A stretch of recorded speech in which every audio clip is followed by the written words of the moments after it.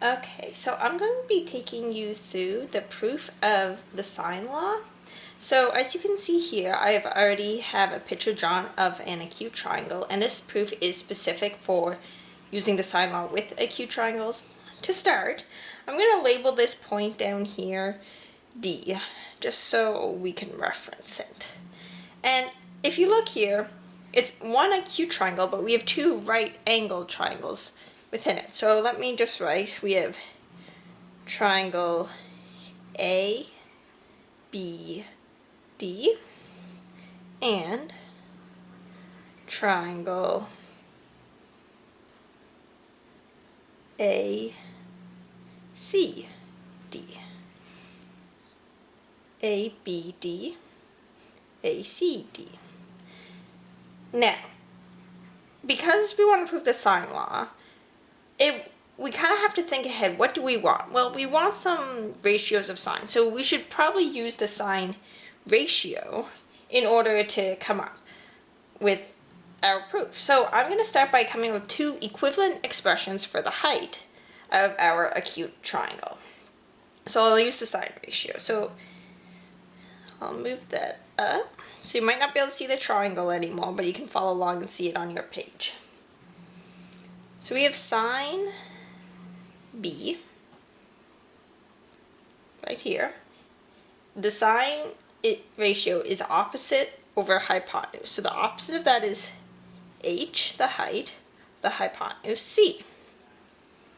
We can rearrange that to write h is equal to c sine b. Okay. Now let's do the same with the sine of c. Sine c, opposite is again the height over the hypotenuse, which is b in this case. Rearranging, we have the height is equal to b times the sine of c.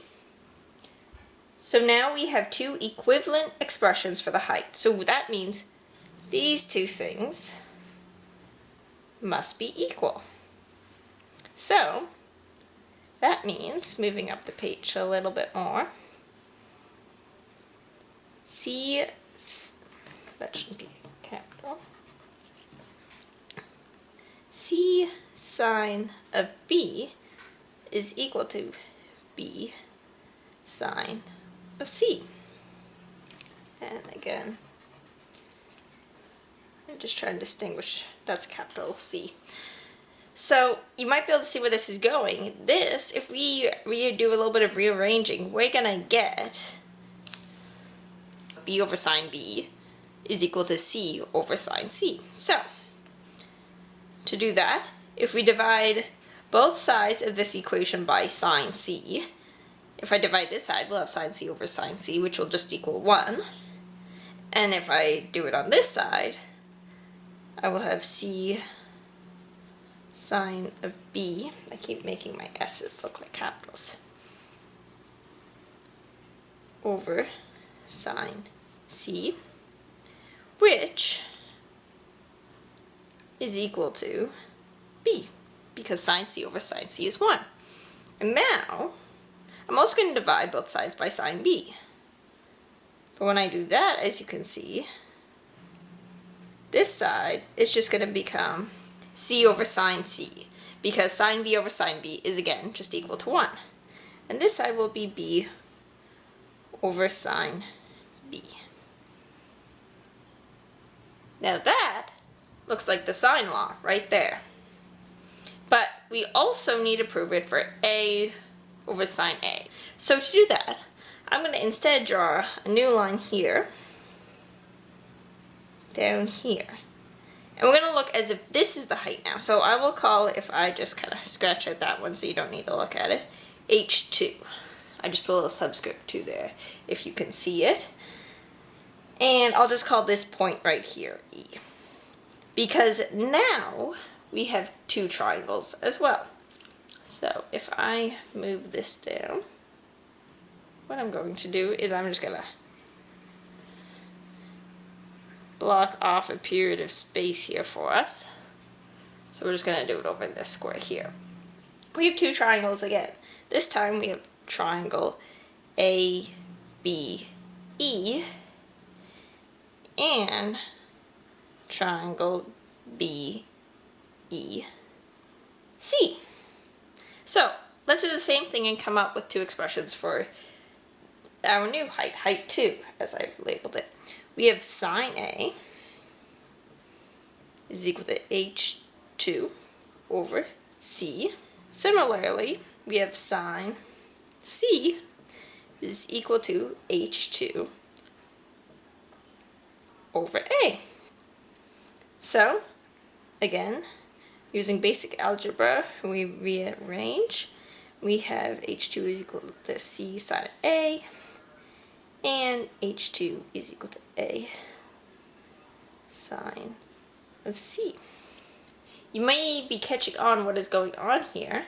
So you might have already set these two expressions equal to each other because they're both equal to H2.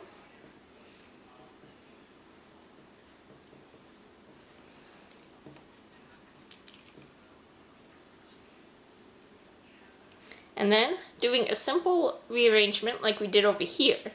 But I'm going to skip the step, and instead I'm just going to automatically divide both sides by sine C and both sides by sine A in the same step. And that will give us C over sine C is equal to A over sine A. So now we have C over sine C is equal to B over sine B, and C over sine C is equal to A over sine A. And this is all true for the exact same acute triangle that we drew up here. So, we call this the transitive property. That means we can set B over sine B equal to A over sine A, because they're both equal to C over sine C. So let me write that down. A over sine A is equal to B over sine B, which is equal to C over sine C, which is the sine law, which is what we wanted to prove.